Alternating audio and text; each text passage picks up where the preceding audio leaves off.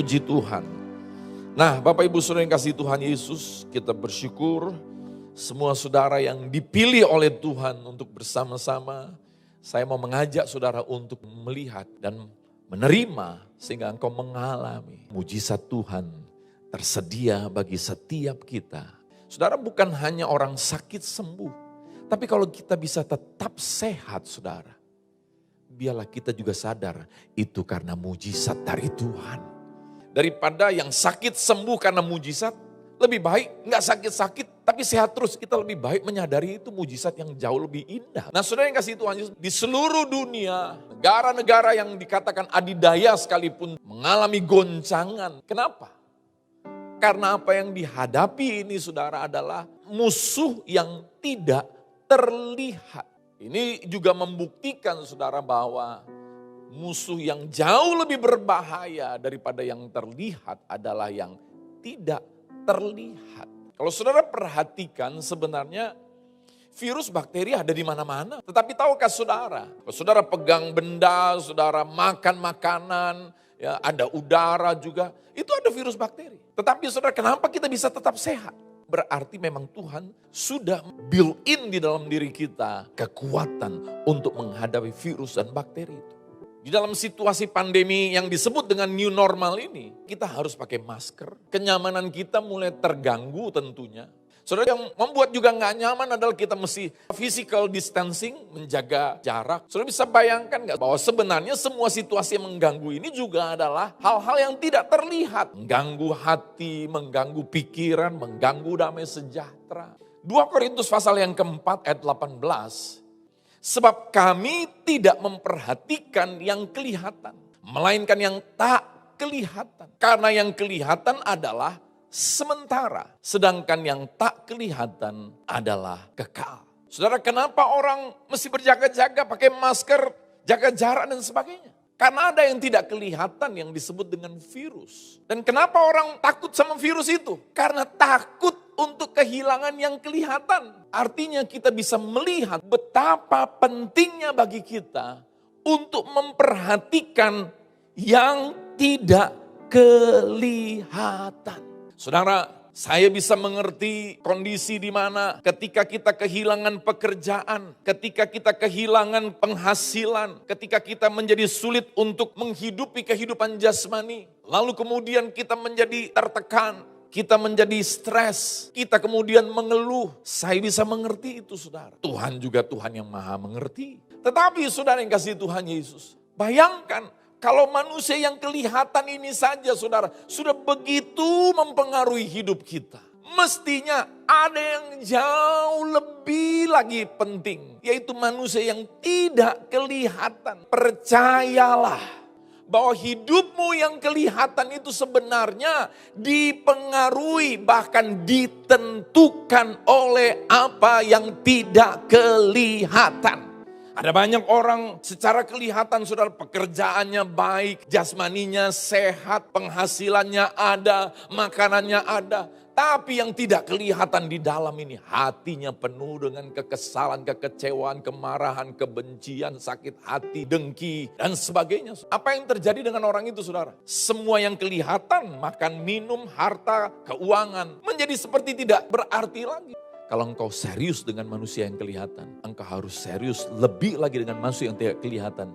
Sebab manusia yang tidak kelihatan inilah yang akan membuat yang kelihatan ini menjadi baik. Kita hidup bukan oleh uang. Saya bukan bilang kita tidak butuh uang. Kita hidup bukan oleh makan dan minum. Bukan kita tidak butuh makan dan minum. Sesungguhnya kita hidup oleh manusia yang tidak kelihatan, yaitu manusia rohani kita. Saudara, ketika orang meninggal, itu kan rohnya gak ada lagi bersama dengan dia. Kenapa engkau stres, kenapa engkau ngomel, kenapa engkau jadinya putus asa? Itu karena engkau tidak serius untuk mengurusi manusia yang tidak kelihatan, manusia roh. Dan saudara, kehidupan di dalam iman Kristen itu sebenarnya adalah bahwasanya kita hidup percaya dengan iman. Apa itu dengan iman? Percaya, ada yang percaya karena melihat. Tetapi percaya dengan iman, percaya sekalipun tidak melihat. Kita mesti serius dengan kehidupan yang tidak kelihatan ini, yaitu Roh Kudus.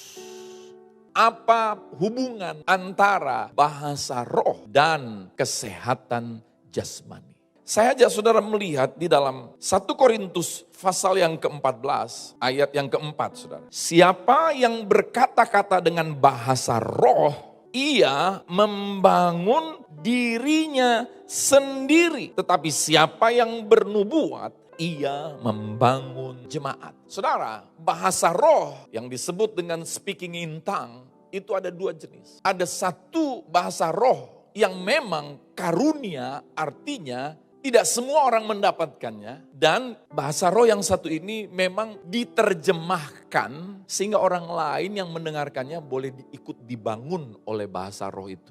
Tetapi yang kedua, ada bahasa roh yang bukan karunia, artinya hanya untuk orang tertentu, tetapi oleh anugerah diberikan kepada semua orang percaya yang mau menerimanya. Nah, bahasa roh yang kedua ini beda sama yang pertama. Yang pertama hanya orang-orang tertentu yang mendapat karunia. Contoh saudara, ada yang namanya karunia kesembuhan. Karunia kesembuhan itu bisa jadi didapatkan oleh orang-orang tertentu, tetapi mendoakan orang yang sakit semua orang boleh. Nah, demikian juga bahasa roh. Ada bahasa roh yang memang harus diterjemahkan karena bahasa roh itu untuk membangun orang lain. Tetapi ada bahasa roh yang tidak harus diterjemahkan. Bahkan Alkitab berkata hanya Tuhan yang tahu artinya.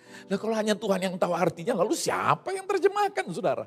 Dan di sini disebut lagi dengan jelas, bahasa roh yang kedua yang saya maksudkan hari ini saudara, adalah bahasa roh yang membangun diri bangun diri sendiri. Artinya memang gak perlu diterjemahkan. Kenapa? Karena untuk diri sendiri kok. Bahkan Alkitab mengatakannya bahasa yang rahasia. Orang lain tidak mengerti maksudnya. Iblis tidak mengerti maksudnya. Tuhan mengerti maksudnya. Kalau di dalam Roma pasal yang ke-8 disebutkan ada keluhan-keluhan yang tidak terucapkan. Nah, perhatikan saudara, jelas. Di situ tidak disebut yang membangun rohnya, tapi membangun apa? Dirinya.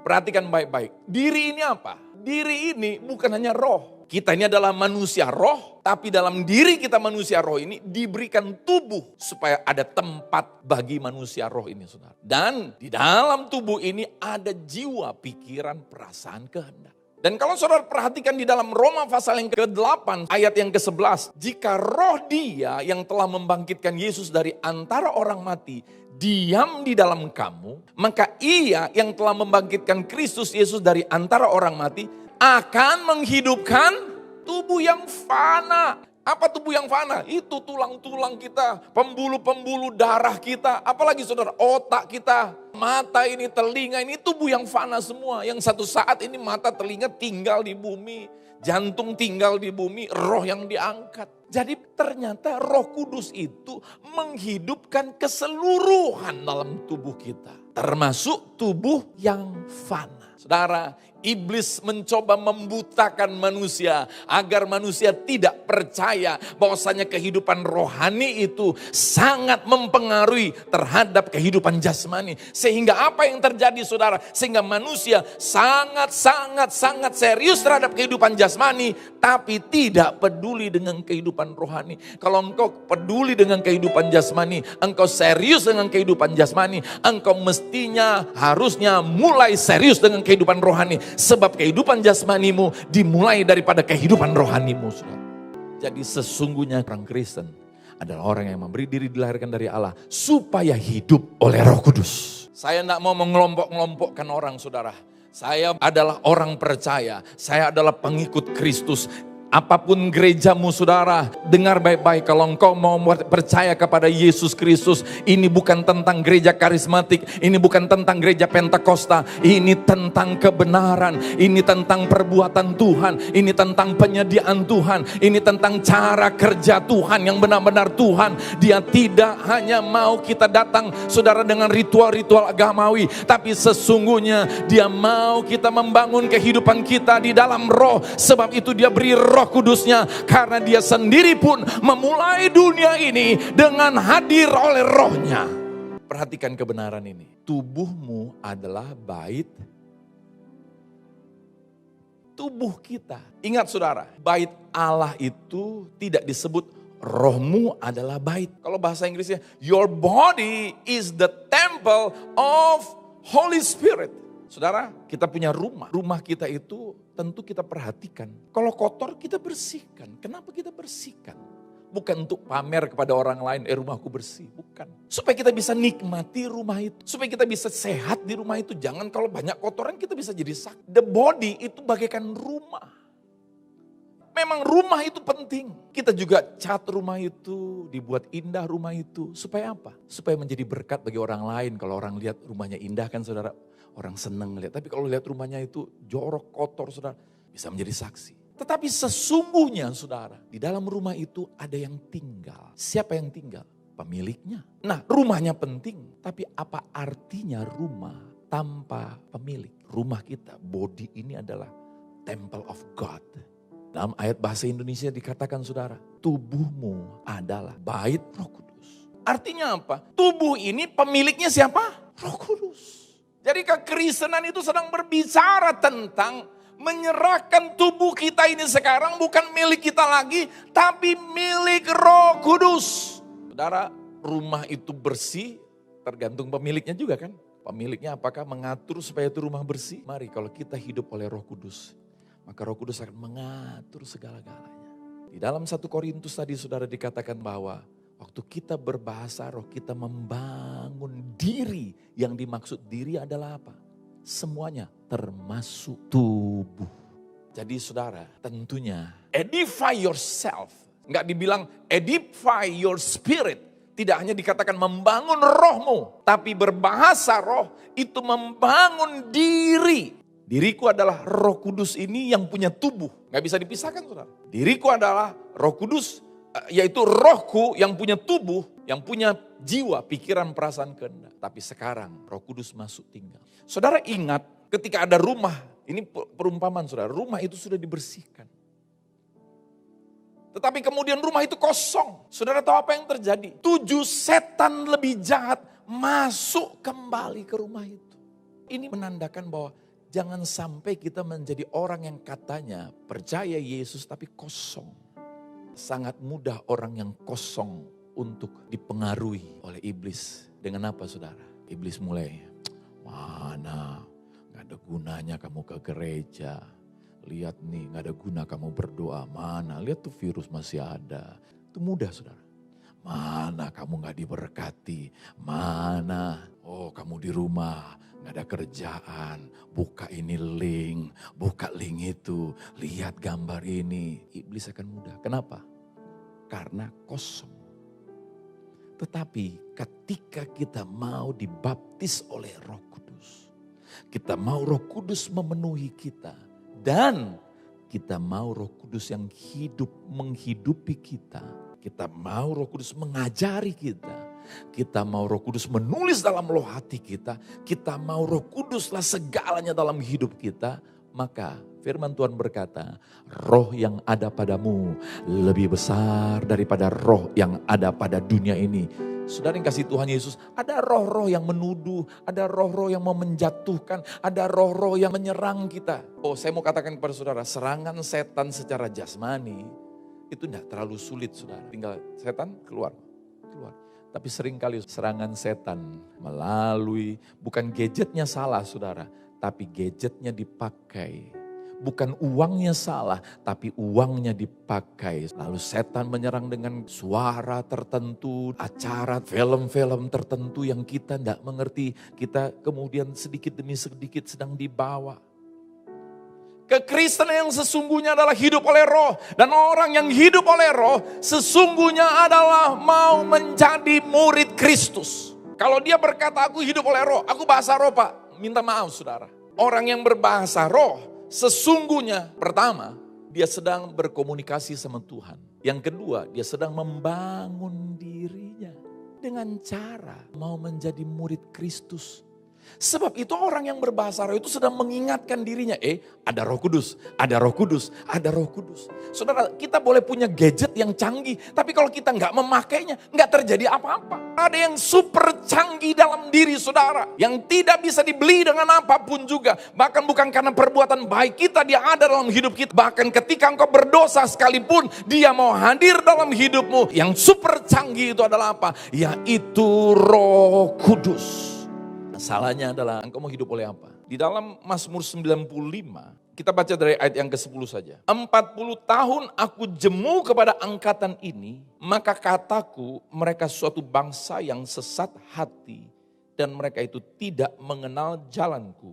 Sebab itu aku bersumpah dalam murkaku, mereka takkan masuk ke tempat perhentianku. 40 tahun kedahsyatan Tuhan. Saudara tahu, ini adalah hari-hari di mana aslinya orang kelihatan. Tapi bersyukurlah saudara, apapun aslimu, Tuhan tidak membuang engkau. Tuhan menerima kita apa adanya. Tapi ingat, Tuhan tidak membiarkan kita apa adanya. Karena Tuhan mau mengangkat kita terus dalam kemuliaannya. Saudara, keberadaan orang Ibrani ini di padang gurun 40 tahun. Tidak mengalami kemajuan rohani. Karena mereka hanya terus sibuk dengan manusia jasmani. Sehingga apa yang terjadi saudara? Mereka terus berkeluh kesah, marah. Mereka tidak mengenal jalan Tuhan. Ini bukan jalan belok kiri, belok kanan. Saudara pergi ke kecamatan Anu. Bukan. Tuhan jelas kok menuntun mereka melewati kelurahan demi kelurahan. Kecamatan demi kecamatan. Dengan tiang awan, tiang api. Tuhan pimpin mereka. Jadi bukan jalan-jalan ini saudara. Tapi mereka tidak mengenal jalan Tuhan dalam hati mereka, dalam hidup mereka. Jalan apa? Jalan rohani. Sehingga apa yang terjadi? Mereka sesat. Saudara, situasi pandemi ini adalah training center bagi kita semuanya. Dan kalau kita tidak pergunakan untuk membangun hidup kita, engkau gak akan siap menghadapi keadaan dunia ke depan. Kenapa? Karena dunia ini ke depan akan terjadi perubahan yang bukan hanya besar-besaran perubahannya cepat. Mengikuti perubahan bukan berarti mengikuti arus zaman. Tapi mengikuti perubahan nanti kita siap menghadapi saudara arus zaman yang menyesatkan ini. Sehingga kita tidak disedot oleh kesesatan dunia. Pandemi ini training center. Jangan mau ini iblis terus. Tuh gak selesai, tuh masih pandemi, tuh sulit. Itulah orang yang gak penuh Roh Kudus. Dia sibuk terus dengan pemikiran-pemikiran yang menyerang dia yang bukan berasal dari firman, yang bukan berasal dari Roh Kudus. Sebab apa yang berasal dari Roh Kudus memberi kekuatan. Apa yang berasal dari Roh Kudus memberi damai sejahtera. Apa yang berasal dari Roh Kudus membuat kita maju saudara. Kita tidak dihantui oleh situasi-situasi yang negatif. Apa yang berasal dari Roh Kudus membangun hidup kita. Apa yang berasal dari Roh Kudus membuat kita mengalami kemajuan rohani saudara. Kemajuan iman, kemajuan hubungan dengan Tuhan. Beri kita damai sejahtera. Itu yang berasal dari Roh Kudus. Kalau bukan itu yang terjadi, berarti itu bukan Roh Kudus. Tidak semua damai sejahtera karena Roh Kudus. Tapi karena Roh Kudus kita dapat damai sejahtera yang sejati. Banyak orang sekarang ini, kapan kita bisa ke gereja? Kapan kita bisa ke gereja? Pertanyaan saya, waktu dulu bisa ke gereja sebenarnya sungguh-sungguh gak sih ke gereja? Kenapa? Orang yang sungguh-sungguh ke gereja, mereka jadi gereja. Dengar sekali lagi saudara. Orang yang sungguh-sungguh pergi ke gereja, berarti dia sungguh-sungguh membuka hatinya, sungguh-sungguh terima firman, sungguh-sungguh merenungkan firman Kristus, bukan firman yang lain, bukan motivasi-motivasi seperti motivator dunia saudara. Tapi betul-betul mau mengenal pribadi Kristus, mau mengalami pribadi Kristus saudara. Orang yang sungguh-sungguh ke gereja oleh karena hal-hal itu, dia pasti jadi gereja. Sehingga hari ini sekalipun dia belum pergi ke gereja, tetapi karena tubuhnya adalah gereja, adalah bait Allah, maka dia tetap semangat beribadah, dia tetap semangat memuji menyembah Tuhan, dia tetap bergairah untuk terima firman Tuhan. Yang benar adalah apa? Di rumah aja aku semangat kok, di rumah aja aku bergairah kok, ke gereja makin semangat lagi, belum bisa ke gereja tetap menyala-nyala. Tentu ini tidak bisa dibuat-buat. Saya berani katakan orang beribadah semangat di gedung gereja, dilihat oleh orang lain dia semangat, itu masih bisa dibuat-buat. Tapi kalau di rumah gak ada orang lain, itu gak bisa dibuat-buat. Mari hari ini biarlah kita jujur di hadapan Tuhan. Tuhan melihat situasi kita yang sesungguhnya. Tapi dengar, mungkin engkau tidak semangat beribadah di rumah-rumah. Engkau gak bisa buat-buat memang saudara. Itulah aslimu. Tapi puji Tuhan, Tuhan tidak menolak engkau. Tuhan tidak membuang engkau saudara. Mari hari ini kenalilah jalan Tuhan bagi hidupmu. Dan inilah jalan Tuhan. Dia memberikan rohnya tinggal dalam hidupmu. Sehingga dimanapun engkau berada, sesungguhnya hidupmu adalah penyembahan. Dimanapun engkau berada, sesungguhnya hidupmu berhubungan dengan Tuhan. Dimanapun kau berada, sesungguhnya segala ekspresi hidup ini adalah ibadah, adalah penyembahan kepada Tuhan. Saudara, apa yang terjadi dengan mereka? Sebab itu aku bersumpah dalam murkaku, mereka takkan masuk ke tempat perhentianku. Saudara, tempat perhentian itu bukan hanya bicara nanti ya di kuburan ada tulisan rest in peace. Bukan hanya bicara di surga tempat perhentian kita. Tapi saudara, Tuhan sesungguhnya mau kita mengalami tempat perhentian di bumi ini bersama dengan Tuhan. Di mana tempat perhentian? Bukan di gedung gereja. Bukan di rumahmu. Di mana tempat perhentianmu? Di dalam tubuhmu yang adalah bait Roh Kudus. Disitulah tempat perhentian. Jadi kemanapun tubuhku, aku sedang rest. Kamar, di rumah, di gereja, di kantor lagi banyak pekerjaan, lagi banyak masalah, lagi banyak persoalan. Aku sedang mengalami perhentian. Perhentian bukan berarti saudara berhenti dari pekerjaan. Bukan berarti saudara tidak punya masalah. Perhentian, rest, sabat itu artinya apa saudara? Artinya engkau sedang hidup oleh iman. Coba kita buka dulu saudara dalam Ibrani. Ibrani pasal yang keempat ayat yang ketiga. Sebab kita yang beriman akan masuk ke tempat perhentian. Seperti yang ia katakan. Sehingga aku bersumpah dalam murkaku, mereka takkan masuk ke tempat perhentianku sekalipun pekerjaannya sudah selesai sejak dunia dijadikan. Tuhan murka sama mereka. Karena mereka tidak mau masuk dalam perhentian itu saudara. Apa buktinya orang gak punya perhentian saudara? Negative thinking, ngomel-ngomel, panas, stres, depresi. Itu artinya dia tidak sedang hidup oleh iman. Dia sedang hidup oleh keadaan. Dia sedang hidup oleh persoalan. Dia hidup oleh uang. Dia hidup oleh pekerjaan. Dia hidup oleh harta. Dia hidup oleh apa yang orang buat. Dengar baik-baik saudara. Sudah ribuan tahun lalu semenjak bumi ini saudara belum berbentuk dan kosong gelap gulita menutupi samudera raya. Tuhan sudah menciptakan. Tuhan sudah membuat yang buruk menjadi indah. Yang gelap menjadi terang. Yang tidak ada menjadi ada. Tuhan sudah sediakan semua apa saja yang dibutuhkan oleh manusia. Bahkan bukan hanya kebutuhan jasmani. Tuhan beri kuasa. Tuhan beri otoritas. Tuhan beri yang namanya nasyama. Nafasnya Tuhan. Apa itu? Divine intellect.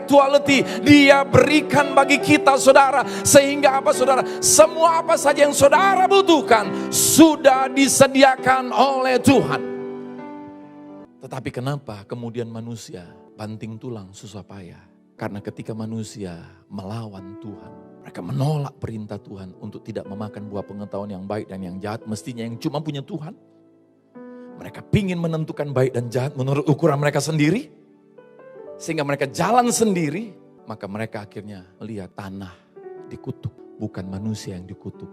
Manusianya tetap dikejar oleh Tuhan. Bahkan Tuhan sudah menyediakan rancangan kembali untuk menyelamatkan manusia. Dan dia sudah nyatakan dengan sempurna saudara. Di atas kayu salib kembali dia selesaikan dengan berkata, "It is finished." Sudah selesai. Sudah selesai. Dan inilah orang yang beriman. Orang beriman akan masuk ke tempat perhentianku. Orang yang hidup oleh iman dia tahu, oh sudah selesai. Masalah sudah selesai. Sakit penyakit sudah selesai. Dia hidup oleh iman seperti itu. Maka dia bisa rest. Dia bisa tenang. Saudara, orang yang selalu hidupnya dalam sabat, dalam perhentian. Dia sedang membangun manusia rohnya. Sehingga roh yang ada pada kita lebih besar daripada roh yang ada pada dunia ini. Sehingga kita tidak dihimpit oleh stres, depresi, frustrasi. Kita tidak dihimpit oleh kekhawatiran, ketakutan. Maka imun sistem kita tentu akan kuat saudara. Pengaruh lah, masa enggak pengaruh. Yesaya 28 ayat 11. Sungguh oleh orang-orang yang berlogat ganjil dan oleh orang-orang yang berbahasa asing akan berbicara kepada bangsa ini. Di dalam bahasa Inggrisnya disebut another tongue. Inilah yang dimaksud dengan bahasa roh. Dan saudara, ketika engkau mau berbahasa roh, setan akan coba tuduh, bilang gini, kok mirip sama yang lain? Loh, apa dibuat-buat? Kalau ada yang menuduh engkau, bahasa rohmu dibuat-buat, bilang sama dia, tolong kasih tahu saya yang kayak apa yang gak dibuat-buat. Nah, lihat saudara, apa yang terjadi? Ayat 12, dia yang telah berfirman kepada mereka, inilah tempat perhentian. Berilah perhentian kepada orang yang lelah. Inilah tempat peristirahatan. Tetapi mereka tidak mau mendengarkan. Jadi sebenarnya ketika engkau berbahasa roh, engkau sedang memberi dirimu saudara mengalami yang namanya perhentian Tuhan. Saudara, percayalah, apapun yang engkau butuhkan, apapun masalahmu, apapun situasimu yang buruk, Tuhan sudah selesaikan. Hanya masalah tinggal tunggu waktu dan cara Tuhan akan menunjukkan apa yang dia sudah buat itu saudara kepada saudara. Dan yang kedua saudara, engkau berbahasa roh.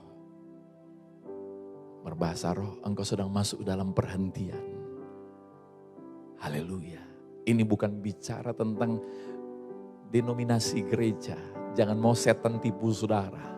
Ini berbicara kepada siapa saja yang mau percaya dan menerima karya salib Kristus yang menebus, menguduskan, melayakkan kita diangkat menjadi anaknya. Sehingga kita dilayakkan terima roh kudusnya. Sehingga kita hidup oleh roh kudusnya. Orang yang hidup oleh roh kudus saudara diajari oleh roh kudus. Dan orang yang hidup oleh roh kudus, dia mau berbahasa roh, menerima bahasa-bahasa yang baru yang diberikan oleh roh kudus itu saudara untuk diucapkan. Dan ketika engkau percaya akan karya Kristus yang sudah selesai di atas kayu salib, saudara, maka apa yang terjadi? Engkau mengalami rest dan engkau berbahasa roh.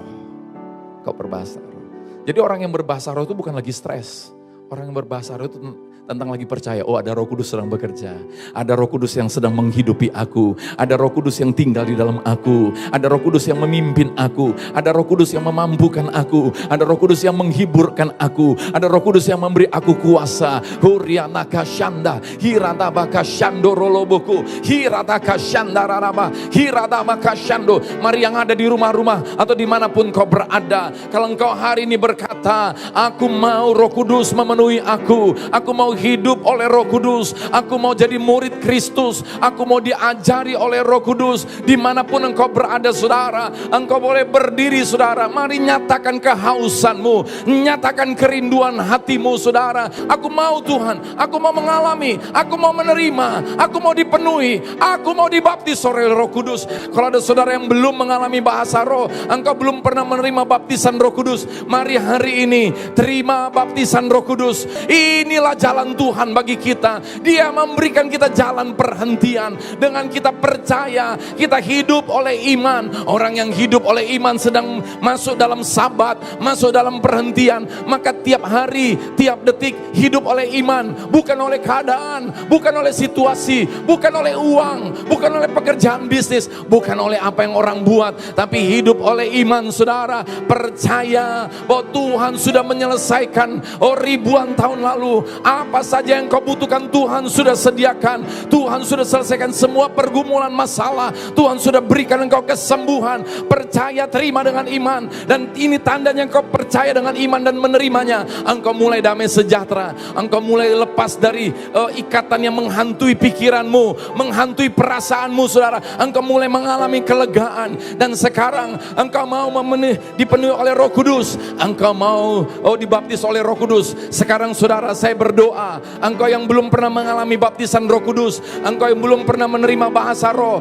Tuhan Yesus mengasihimu. Dia mau memberikan kau bahasa-bahasa yang baru, bahasa-bahasa yang rahasia, to edify yourself, untuk membangun dirimu. Sekarang terima baptisan roh kudus.